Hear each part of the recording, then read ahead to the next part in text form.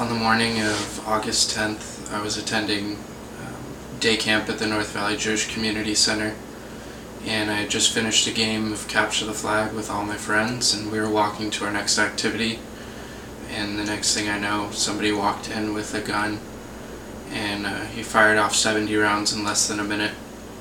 2 of them hit me, one pierced through my left leg, and the other one lodged in my left hip, and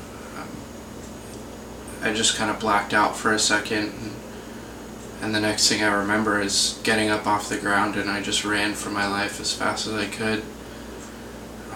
And then once I got outside, somebody realized that something was wrong with me. And they realized that there was blood gushing out of my leg, and so they stopped me, and somebody came along, picked me up, and carried me to some place that was a little bit safer. And that's where I waited for the ambulance to come. I didn't think anything of it. I didn't realize he was holding a gun at his hip. And so from what it looked like to me, it was like a power drill.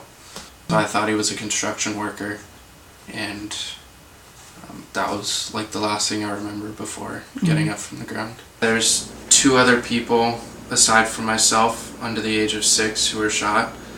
There's a camp counselor at the age of 16 who was shot, and then there was the receptionist, and she was shot as well. And then later that day, the same gunman shot and killed a mailman in Chatsworth.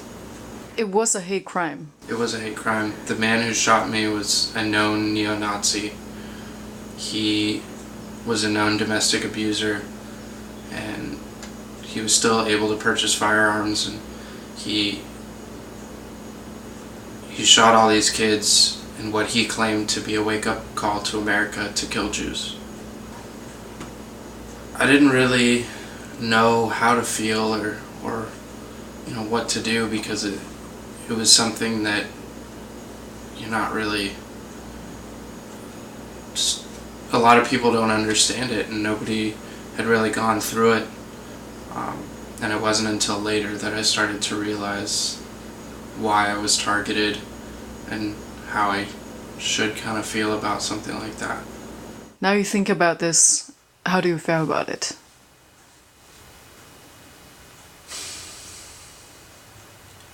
Part of me is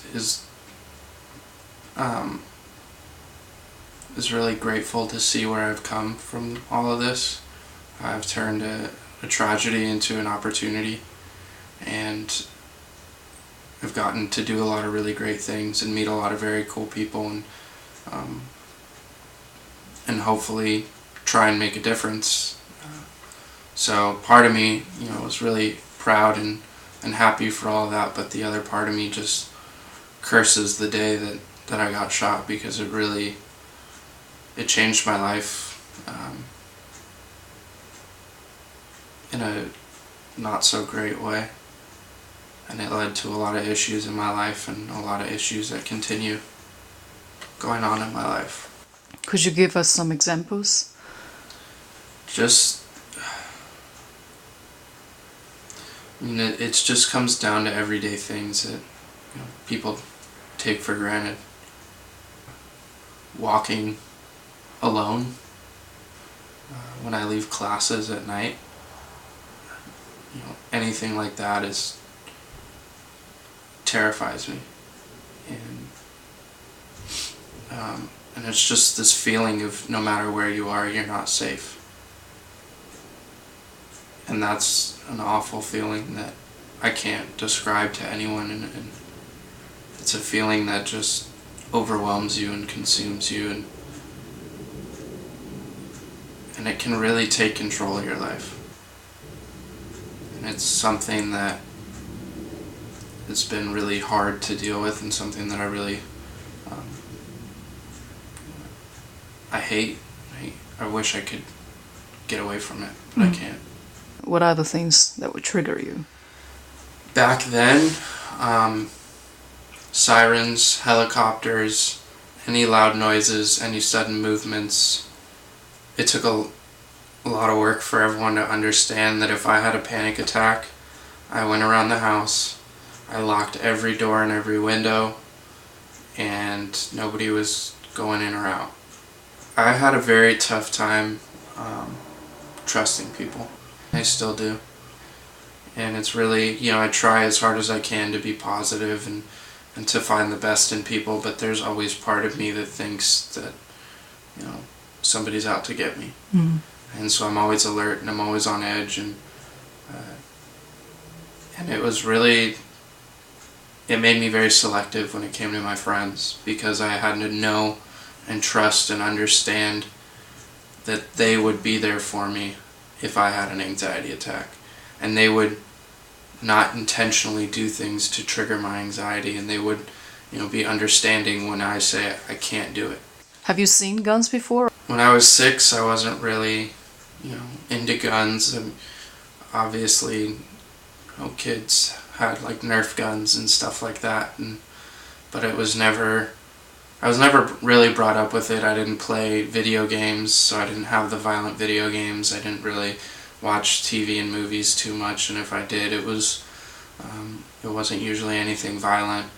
So I was really, not very aware of the gun culture that we had. And What's your attitude to guns now? I have nothing against guns. I just want people to be responsible. It's the same thing with driving a car. Mm-hmm. You have to get licensed to do it, and the license says that you should, you've practiced handling this piece of equipment. You know how to use it. You know how to operate it safely. And, that should be the same way with firearms. There's been a large number of children who have shot their friends because they grabbed their parents' gun and accidentally fired it. I just want people to know that everyone walks around with the mentality that this will never happen to them. And I had that same mentality.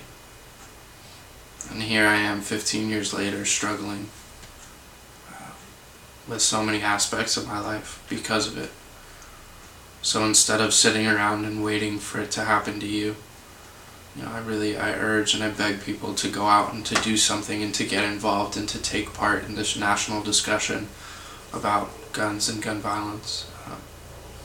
Because I don't want to see anybody have to go through what I went through. And I don't ever want to have to hear another story about kids who aren't going to come home from school that day.